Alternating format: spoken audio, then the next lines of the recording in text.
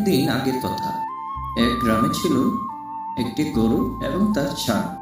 একদিন তার ছানাটি তার মায়ের কাছে আবদার করল, মা, আমি একটু ঘুরতে যাব। এবং মাকে না জানিয়ে সে বেরিয়ে পড়ল। এই গ্রাম ও গ্রাম ছাড়িয়ে সে আনন্দে ছুটে চলল।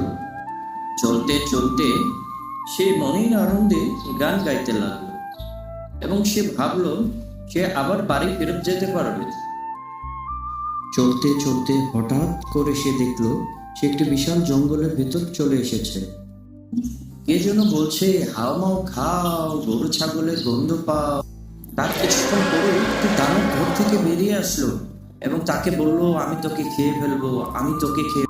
তারপর একটি বড় হাতি এসে তাকে মেরে ফেললো এবং তাকে বলল, তুমি দৌড়ে তোমার মায়ের কাছে চলে যাও। সেজন্য ছোট্ট বন্ধুরা, তোমরা সবসময় মায়ের কথা মেনে চলবে।